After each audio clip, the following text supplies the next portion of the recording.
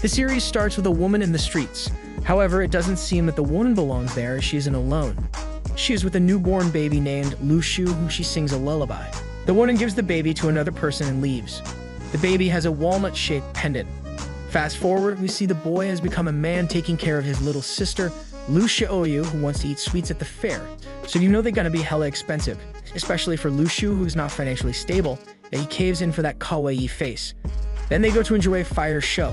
While making their way through the hordes, Lushu gets too close to comfort facing the flames, but instead of flinching back, his mind goes somewhere else and his necklace starts glowing.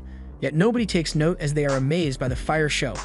Later, the duo goes backstage to see the man behind the show and asks him how it's done. However, inside they come across some men in black taking the blondie against his will. Beyond scared straight, Lushu tells the fellas that they were just looking for the toilet when they got caught. One of the men tells them that they are a firefighting group and the fire show is not licensed. That's why they are here to bring the fire show guy for investigation.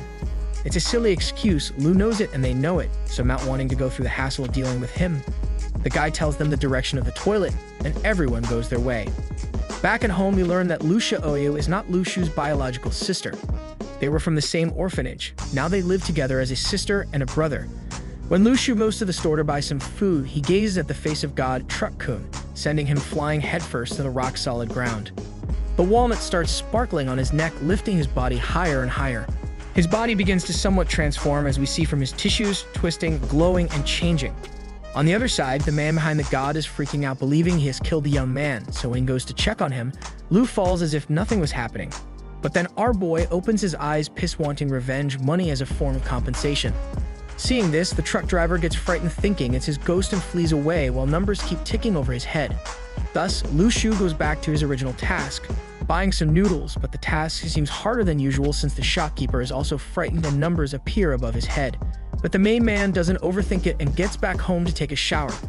After washing himself up, Lu looks for any wounds or signs of the accident but finds nothing. The only thing he notices is a sparkling sign on his palm, which he concludes it as being a sign of his awakening superpowers.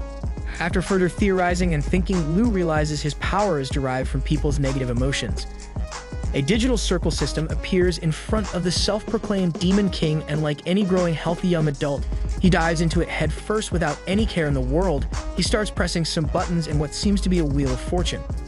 Although he kept losing and dropping his points fast, Lu manages to secure a win and an apple appears from thin air. He bites it and instantly feels comfortable as well as energized, prompting him to play more and lose more points, until he wins a letter active by singing the kid's lullaby, which takes him on a journey through space and time to somewhere representing what seems like Lu's inner soul power map. After looking a bit into it, he goes back to reality and joins his little sister at the dinner table, only to leave again upon seeing a fire has occurred in their area. When he climbs to the rooftop to take a look, he finds the same men from the fair jumping from rooftop to rooftop like ninjas but with drip. They hear Lushu and approach him. "What are you doing here?" they ask. Lushu lies to them, saying he's picking up dried radishes. Although the man recognizes him from before and doesn't believe his excuse, they send him home after not picking up what they call fluctuations. When Lushu gets back to his little sister, a sudden bump is heard. A man is laying in front of their house. Turns out it's the fire show guy. While Lushu and his sister are discussing and lingering around what to do with the guy, numbers appear above his head. Lu realizes he is conscious and starts teasing him for some points. Even after the man wakes up, like the Demon King Lu is, he continues messing with the guy. Fed up, the fire guy loses his temper and grabs Lushu's hand to roast him, just like how our boy did. But nothing happens, so the man swallows his pride, calls it a prank, and leaves after Lu milks every last negative emotion from him. Lu's sister starts to question him, so he hints about his superpowers, but doesn't show her.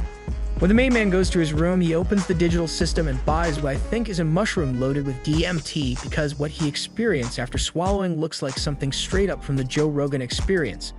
After that, he can lift his bed easily. But sadly, there is no rest for the wicked, as Lushu is responsible for all the household duties and expenses. Thus, he takes some eggs to the bazaar to sell them, something his other classmate, the quote-unquote class leader, teases him about.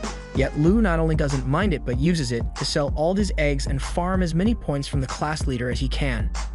In class, Lu learns that more and more people are getting awakened, and that there are levels to it, A being the highest, while F being the lowest, and as you guessed it, in true high school anime fashion, our man turns out to be in the lowest rank. Just like his classmate that was just awakened is holding a teacher on the roof, threatening to throw him if the men in black get any closer. Incredibly, Lu's gears start going and his devilish side comes to light as he steps forward and reminds the kid that even if he is a minor, he will be prosecuted, and starts reciting the Chinese crime laws one by one, making everyone who went up to see some action miserable, farming points and distracting the kids so that the men in black can take down the little rascal with some impressed judo techniques. After all is said and done, Lu heads back to the classroom and sees some nurses standing there. They want to take some blood samples for inspection, so he gets nervous as he does not want them to know about his superpowers.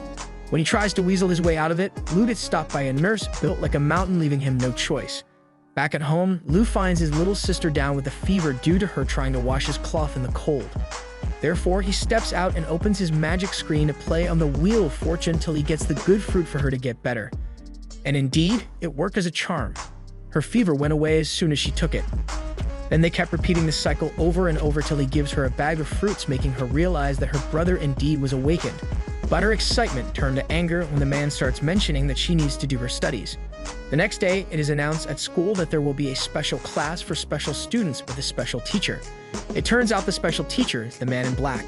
His name is Shifei. Several students get chosen, among them Lu Shu, shocking the points out of them.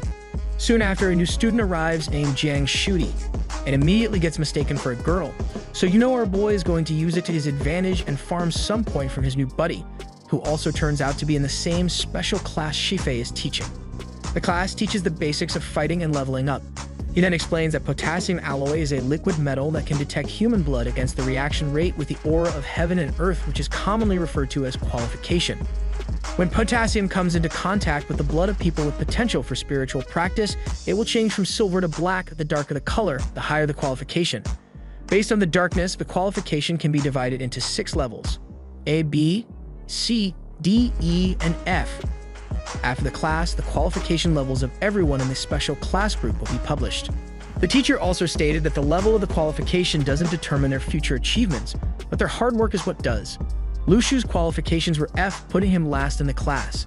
However, there is a reason behind that, being before taking the blood test, all that Lu Shu had eaten was the refining fruit, so he thinks that the qualifications measured are relatively low, which can be good too, as he doesn't trust his new teachers that much. Speaking about the devil fruit, his stock of fruit ends, and so he starts to seek other rewards and ends up with a stinky tofu that attracts the attention of his sister. When he continues to play with his sister at his side, Lu finally wins something different, another sheet of paper, but this one is dark blue. It resonates with the sister, and she finds herself in space, just like what happened to our boy. When she comes back, she tells him that she is awakened. After that, Lu goes to bed and reflects on his day. That's when he comes up with the idea of selling this stinky tofu to earn money.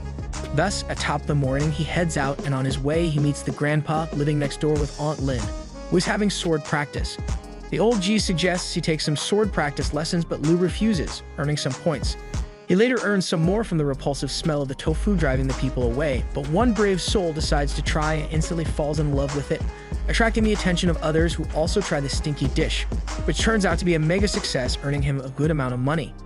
Over time, he keeps going at it, earning money from the tofu and negative points from the smell, which he uses to buy more mushrooms and practice in the other realm till he was able to break through the Star Nebula first layer in his power map, which in turn unlock a cool-ass sword that he can control with his mind. Back at school, they start to practice with a spiritual stone. It has a lot of energy in it, and it's a resource for cultivation. Lu Shu uses the spiritual stone that doesn't seem to be enough for him, as his celestial map seems too much to handle with one measly standard stone. So the next day, Lu asks Jiang what he experienced so he can say the same thing when questioned in class. Speaking about in-class activities, the class leader challenges our boy to an arm wrestling match, knowing he is just an F rank. Lu gladly accepts it and wins the match in tones of points after embarrassing the leader and annoying the classmates by telling them the leader has helped him to awaken. When the trap asks him about the awakening incident during lunch, Lu uses it further tease the boys and farm their negative energy. He then asks the trap if he knows anything about Shifei and others, to which the boy reveals that they work in Earth Network. Above the Earth Network is the Heavenly Network, the members of which are very few. At night, Lu Shu and his sister are at home chilling, when all of a sudden, he senses a strong aura. It belongs to a guy who we will be referring to as the Chinese Eren Yeager, because why not? After showing respect to the old G at his doorstep, Eren proceeds to enter the household, where the man is seen sitting in the dark with a fan in hand like a boss. He pours a cup of tea to the young man who says, "Master Li, you are truly a generous person." Further adding, the Earth and Heaven Network needs a talented person like you to maintain world peace. But the old man refuses to join back as there is a belief that he who joins the association can't run for office. Post-puberty Aaron respects his decision and hopes one day they won't be enemies. He finishes the conversation before leaving by saying the director of the local association can only be him. Seeing the amount of respect given to the old G by the Heavenly Network, Lu decides he needs to learn more about his neighbor and thus reconsiders the decision to sword practice with him. The next day, people in school gossip that Sao Qingqi is the fastest practitioner of the current special class, and it seems that every time our boy crosses path with her, something in him ticks. Something our boy thinks about when he gets back home to find his sister is acting kinda like him and earning some point. He then figures his sister's map is connected to his, then he gets notifications about how much she angered the old G. Both realize this and starts milking the points out of the old G. Soon after, the little demon leaves the grandpa and Lu to practice the sword. The G grabs a regular piece of paper and tells him that everything can cut. He then proceeds to infuse the paper, with chakra turning it into a razor-sharp blade that can cut the ground and the wall in front, which amazes Lu Shu. Grandpa's strength and wisdom inspire the main man, and he starts to practice his hockey mastering technique. Although Sensei notes he knows nothing about the way of the sword, Lu has a talent for it and can come a long way very fast, as was evident from his skyrocket improvement. After the lesson ends, he asks Lu if he would like to take more responsibility one day if he has greater power. Lu replies no, something the old man understands and respects. The next day comes, and with it one of the Heaven Network officers who tells his old mentor there are signs of reappearance regarding the ruins in the various locations of this country. Even the ruins themselves are also an inseparable part of our country. Hope the association don't interfere on opening day. Further adding, you can strike me back with a single slash of the sword. Nothing can hold you back. And there's something more. The last seat of the Heavenly Network is always blank. Looking forward to the day when we can cooperate with the association and we long for world peace. Then he leaves after Lu's arrival. Lu remarks, "Isn't that an important figure in the network?" To which the old man answers that he's just a level B commoner. Then the grandpa gives Lu Shu potassium alloy to test his qualifications. Lu tests both his and the little cutie. His turns into a star image resembling his celestial map, while his sister turns pitch black just like a wormhole. Needless to say, there's nothing about that on the record, indicating his power level, although can be compared to others, cannot be measured in the standard ways, so he decided to keep the results a secret and goes to bear the flasks. The old man appears from behind and asks him about the result, so he lies to Grandpa, telling him they are still F. Doubtful, the G leaves him. After that, Lu Shu practices his superpowers, and it turns out that the second layer nebula star gives the ability to protect oneself with a sparkly, ultra instinct kinda layer. Anyways, Lu Xiaoyu also breaks through the star nebula, but it's the first layer for her. And it turns out she can feel the energy of a recently dead creature around her and can control it like ants and birds. To test how big she can go, Lu Shu takes her to the stable to practice her new skill with pigs. She manages to summon a pig figure that appears to be angry, which is understandable. We too would be pissed if we were killed for bacon. That said, the pig's problems are about to multiply on a whole new level, as our mad lad to his sister's Korra first punches it to see if the dark soul feels the same, which in turn raises the question why in Lord's name he would know how it feels to punch a pig. Anyhow, the pig seems to feel and bleed like a regular live one, but it acts differently and freaks out when Lu pulls the soul dagger out of his head, ending the little piggy resurrection arc in a messy way. Naturally, seeing this, the little girl gets upset, so Lu promises to make it up for her. But then the siblings sense something happening in the city, so they move out to see what is going down, only to see his new teacher, with his men trying to capture a level D and 2 of his underlings. Shefe stands as he reflects fire shots one after the other. He then dodges the D-rank jump and continues to maneuver through the Earthbender shenanigans. When the police arrive, the thugs leave with smile on their faces. Lu Shu and his sister were watching the fight, but he sends her home as he wanted to follow them, and it was too dangerous. Cornered inside a building like rats, the underlings voice their concern that they can't keep running anymore and they should surrender. Their leader says there is no peaceful surrender now that they have 2 of the network men, reassuring his men that he will take them out of there. However, it wasn't the grand escape the underlings had in their mind, as their fearless leader grabs them from the back and knocks them unconscious. He then runs for it, using their bodies like shields and obstacles to slow the network. That said, one of the agents managed to stab him with his blood sword thing. Down on his knees, the level D brute has no other option but to fight his way out. Yet at that moment, they notice a man sitting on top of them, mincingly. As usual, he tries to talk his way out, but it only manages to trigger the numbers out of them. Not knowing who the man in blue is, Sensei Shifei orders his men to catch Lu, who uses this opportunity to show them how far he came with all that practice, and it was indeed pretty far as he was way too flexible, strong, and agile than the network officers. After finishing with the ladies, Lu comes face to face with the big dog who seems to be confident in his abilities to take on a teenager with a blue aura glowing around him. This confidence soon turned to confusion when he powers up and matches the guy's strength blow to blow, but unbeknown to that Class D sword practitioner, the young boy has a trick up his sleeve, or rather a dagger that goes through the guy's arm and then kills him. With nothing left to do, Lu Shu goes back home and takes his sister out to see if her ability with the dead creatures can work on an awakened D rank, so after making sure the area is clear with a spirit bird, they go back to the battlefield to store his soul for the next day as she was tired at the moment. On the other side, the upper party learns about the fight, but they don't know who the demon in blue is. At 1 a.m. exactly, Lu Xiaoyu wakes up in excitement to tell her big bro that she managed to control the dead Class D practitioner's body. Also, it seems she found the place where they hid the money through the fragments of this person's memory. Lu then cheers her up by telling her they will buy the house for sure in the future the right way. The next morning, Lu Shu goes to school and talks to Jiang Shui, who says that lately, scientists found that after an awakened person's death, most of the overflowing energy can be detected. This is also related to the recent emergence of a large number of antiparticle substances. There are strange changes in the world, including a massive revival of superpowers. It is called spiritual energy restoration. Animals and plants in various places also experience changes. He also gives him information about the Blessed Land, which is a place full of spiritual energy. Soon after, all the students head to the courtyard to welcome their new principal. Class B from Heavenly Network, Yi Xiaoli, who seems to be a very irresponsible mentor.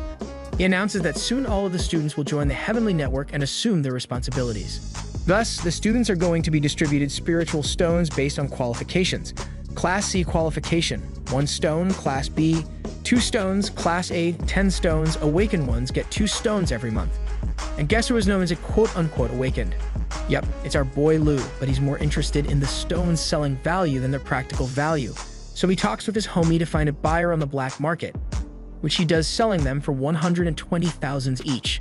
As the day goes on, the chubby boy goes to visit the old G to ask him if he knows the guy responsible for defeating the D rank, to which the G responds, no. And before he leaves, he also tells him about a strange phenomenon about 2 skeleton corpses that can run, jump, and push people. He states that the grandpa will get the promised medicine, regardless if he joins them or not, as an appreciation for his old contributions. Lu Shu returns home with a gift for his little sister. It's a brand new phone. Moreover, he bought the house with the money earned from the spiritual stones, and they won't be kicked out anymore. However, their happiness is cut short when Lu Shu gets a call from his classmate, telling him they need to be at school ASAP. The students get taken somewhere in the mountains. They don't have any idea what is going on. Jiang Shui says that ruins will open soon, and they are responsible for perimeter security. They don't even know what the ruins actually are, but what they do know is that the ruins appeared suddenly after the big changes in the world, and there are ruins all over the world that attract many masters fighting over something within it, such as medicine and magic weapons. There's also something very important, which is called the Formation Eye. If someone got the Formation Eye, the entire ruins will be lost, as it's the most valuable item of all the ruins.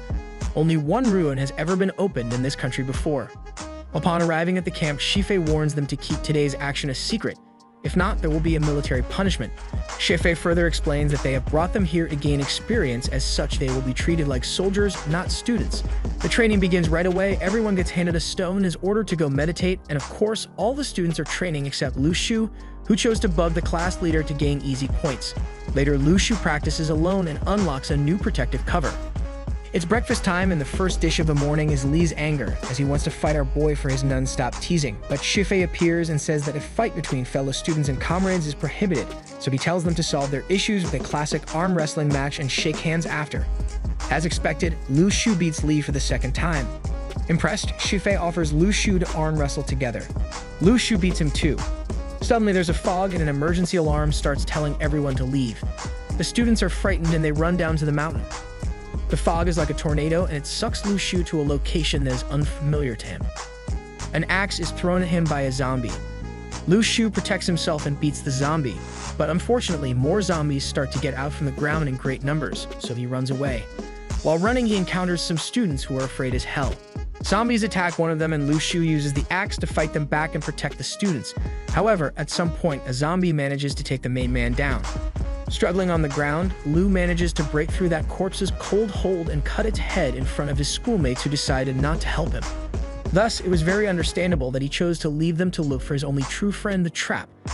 Lu Shu wanders around the dangerous fields full of zombies. When it gets dark, he decides to look for a place to hide. Suddenly, he sees a sparkling fire flying across the sky. He hits it and sees it's a fire flare. A student in a mountain gap is using them, but Lu Shu doesn't recognize him, and his name tag in the system is just a number tag. So he realizes this foreigner is a spy, and the flare shot came from a 3D printed disposable flare gun that can pass the Heavenly Network security checkpoint. They start to talk, but both are anxious and don't trust each other. Hence, they fake their identities in cities. Soon the boys run into a horde of zombies. The spy asks for the weapon, but Lu doesn't want to give it up. So he acts like a weak beta and runs away, leaving the guy angry. That said, they reunite yet again. After the action settles down, the spy and Lu spend the night together. In the morning, Lu Shu gets hungry, so he tells his cave mate he's going to take a leak and gets rotten tofu secretly, which makes the spy surprised. As Lu Shu starts to talk more and more, he makes the already hungry spy angrier, and just like that, they start to fight. When Lu manages to throw the guy away, he loses his sword. Thus, he too uses the dagger up his sleeve, driving it into the back of the spy, finishing him. After that, Lu Shu continues his journey into the unknown till he reaches a green oasis with clean running water to quench his thirst and fresh apples. When he goes to grab one, some squirrels start to throw stones at him. It turns out he can also gain points from the negative emotions of animals in this realm, as they have reached somewhat of emotional intelligence. That said, no chabby squirrel is going to stop our boy from getting these apples, as they are not only good to eat, but also replenish strength and quench thirst. Later, he gets attacked by wolves with also feelings, so after he bugs them, Lu starts sprinting. The more he runs, the fitter his body becomes. He manages to get rid of the wolves and reunites with the student group he had left before. They are scared and hungry. Lu Shu takes out his apples and starts to eat in front of them, showing he doesn't even care about them. They are all angry at him. After getting some points, he gets up and is determined to find the Formation Eye. As Lu Shu continues his path, he encounters a zombie with a horse and a nice spear. Nice enough for our boy to take it, upsetting the zombie. Lu Shu then adds insult to injury by throwing him off the horse and running away as soon as the zombie homies arrive. They try to shoot him down with arrows as he makes his escape, but they fail, frustrating them as he is too agile, so they leave. Meanwhile, the network officers are camping on top of a mountain waiting for the horse troops to pass by and shoot their leader with a sniper. Unfortunately, the home team mistakes the zombie with no spear in hand for the leader, not knowing he had a Lu incident earlier. Therefore, when they shoot him, instead of the zombies turning to clueless NPCs, the actual leader notices them and orders his men to fire back. After running away, the home team regroups and assists the station, concluding it will be very hard to smite the leader now as the element of surprise is no longer with them. Or so they thought. Suddenly, they see someone hidden in the rocks. It's Lu Shu, who is very playful with zombies. Soon, a violent fight starts between Lu Shu and the zombies. Lu Shu easily uses his wide range of weapons to cut their heads off and beats them all. Meanwhile, Li Xiaoyu is alone at home and mad at Lu Shu for being gone so long. Back on the battlefield, Lu Shu keeps getting his loot collection bigger and bigger. Following the path made up of dead zombies, the home team prepares for the next fight. While they position themselves to attack the zombie leader, Lu Shu strikes first from nowhere with the zombie spears that he infused with his power. Seeing the fight has started, the officers, unlike the first group Lu ran into earlier, haul ass to help him. But like last time, Lu doesn't need any help and finishes work as soon as they arrive. The officer tries to compliment our boy for his power and skill, but Lu's only care is to pick that loot up. With so many weapons in hand, the Silver-Tongued Demon King announces that he is selling all the weapons, and since most don't have cash on them, he comes up with a trading system instead of cash. Although people are hesitant to buy until one brave soul comes forward to buy one, and just like that, everyone soon followed, earning himself easy money and, of course, easy points. Now all dripped up and ready to continue moving, the home team along with Lu is leading the way walk toward the center of the ruins. As they get closer to the core area, the temperature drops and the students get tired, so they camp at a safe spot for the night. While admiring his new bling, Lu feels hungry, so he grabs himself one super apple. He then notices that the network men are beaten down quite well, so he shares his apples with them without any compensation, and as soon as they take a bite, they feel their strength is back, their thirst is quenched, and their hunger is gone. Seeing this, the students ask for apples, but our boy refuses, pointing out that it would be a waste on them, and it would be better if they are consumed by the men who are going to risk their lives for them. That said, his moral values fastly fly out of the window when one guy starts talking Lu's language, aka money. Suddenly, some flying ghosts come and attack them, but as soon as they see Lu Shu's face resembling a monster, they flew away the same way they flew in, confusing the home team. The lads continue their path, reaching the core area, where they reunite with other people and share their adventures. Lu overhears a couple of kids talking about how the Bei Lu used to cross paths with was very brave and protected everyone, and unlike him, gave the weapons away for free to the students. Upon learning about the great feats she and Lu did, one of the masters in the Heavenly Network invites them to a meeting. He introduces himself as the new top officer till the B-rank Chubby Boy gets back and tells them to follow his instructions. He takes a blood heart-shaped sword using his blue energy, which was a flying weapon that only C-class practitioners could conjure, and sends the weapon to measure the depth of the hole in the floor. It turns out to be 100 meters deep, and there's a cave. He says that the power of the ruins here is much stronger than anywhere else. Soon Master Li arrives with an apple tree that he carried back to the cave just because the chubby squirrel kept bugging him. Lu sees the little fella sad that everyone is eating his apples, so he offers him one and they become buddies. Later at night, by checking the names of the people Lu Shu gained points, Lu sees that there are several spies there. Thus, he stayed awake when everyone slept, a wise choice, as he was able to spot the spies diving in the pit, except one who got held by our boy multiple times. Frustrated, the spy says F it, and they start to fight. After confronting him for a bit, Lu screams, "What are you doing, step bro?" Everyone wakes up to check what kind of Sa's behavior is going down. Among them is Li, who as soon as heard Lu's screams, processed to manhandle the spy in a blink of an eye. Later, after Li tells the group they will be following the spies who he is positive won't be able to beat them to the eye, he goes to Lu and makes a 50-50 business cooperation with our boy. When another ruin opens, Li will personally invite Lu since special class disciples cannot enter the ruins, and once he is in, Lu can do what he did so far, earning lots of money for both parties. With business out of the way, Li leads the way downstairs, which was created by an earth-bending Beatty. As soon as they reach the lowest point, they see the spies who are already dead. Lu Shu considers everything very strange, but they continue their march. After a while, a cave opens up and a bright light comes from it, as well as flying spirits. Li Yixiao uses his firepower to attack them, while others use their weapons to fight them back. Well, everyone other than Lu Shu, whom the ghosts avoid because they are scared of his corpse dog that ends up eating well with every ghost our boy kills and absorbs. Soon after, lots of zombies appear with their leader who has a spear in his hand, which Li dubs the formation of the eye. Therefore, he thinks that after seizing the spear, these ruins would instantly disappear along with everything inside it, from land to monsters. Thus, he attacks the leader, killing his horse. A fierce fight starts between the zombies and the people. At some point, Lu was going to be hit from a blind spot if it wasn't for his girl Sao stepping in. Some time passes, and Lu notices that the zombies are avoiding him because of the corpse dog, which sparks an idea inside that devious head of his, so he ends up leaving the battlefield and enters the castle without being noticed. After that, Lu Shu continues his exploring and opens a huge door, believing some nice items behind it are worth a buck. Meanwhile, the fierce fight outside continues. Now inside the zombie headquarters, Lu sees some huge statues with nicer spears than the zombies, so naturally he wants them. However, the figures move and show they are ready to duke it out. Hence, Lu pulls Corpse Dog, and as soon as they lay eyes on that cool dagger, the statues back up and stand still. Lu then proceeds to take their spears, upsetting the negative points out of them. After that, he enters another room. Inside, he finds a piece of paper that seems important. As he approaches it, the zombie leader, still fighting Li over the spear, senses that something is up, so he throws him the spear and immediately heads back inside. Li realizes that what he is holding is not the formation eye, so goes after him, but he gets stuck fighting the guards. The zombie leader approaches Lu Shu, who was reaching for a golden seal, which is too precious for the zombie leader as it's the mountain and river seal.